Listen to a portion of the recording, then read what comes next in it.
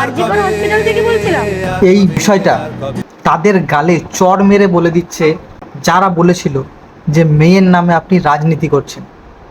আজকে যদি সে না জিততো তাহলে এত কিছু আমাদের কাছ থেকে সব সময়ের জন্য লুকোনোই থেকে যেত।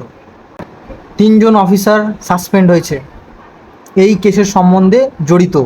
অভয়া ইনসিডেন্ট আমরা আজকে 3 জন আইপিএস কে সাসপেন্ড করছি।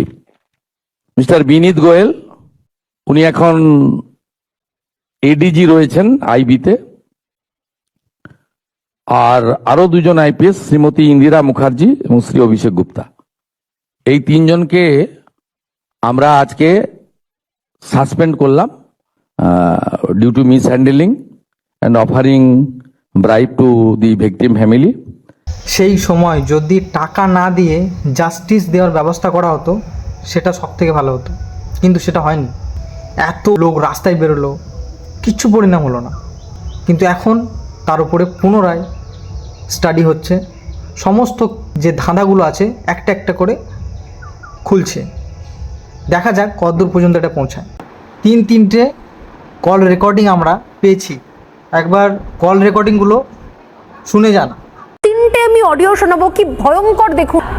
এই মুহূর্ত থেকে, যে মুহূর্তে অডিওটা শোনাচ্ছি ঠিক সেই মুহূর্ত থেকে কোথাও ষড়যন্ত্র তৈরি করা হয়েছিল। আরজিকর হসপিটাল থেকে বলছিলাম। কি হয়েছে? ও একটু শরীরটা খারাপ হয়েছে, আপনারা কি একটু আসতে পারবেন ইমিডিয়েট? কেন, কি হয়েছে? কি ওর শরীরটা খারাপ, আমরা ভর্তি করাচ্ছি ওকে, আপনি কি ইমিডিয়েট একটু আসতে পারবেন? আপনি কে বলছেন বলুন তো? আমি অ্যাসিস্ট্যান্ট সুপার বলছি, আমি ডাক্তার বলছি না। ডাক্তার নেই হবে কেউ?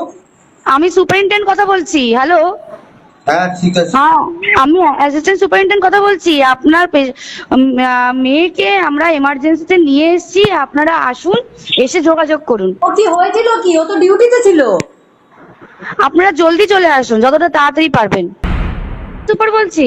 হ্যাঁ হ্যাঁ শুনুন, আপনাকে তখন বারবার বলছিলাম, ব্যাপারটা হচ্ছে যে আপনার মেয়ে উনি সুসাইড করেছেন হয়তো, বা জমছে এক পাহাড় অসহ্য বিচার, স্তব্ধ হয়েছিল তারা।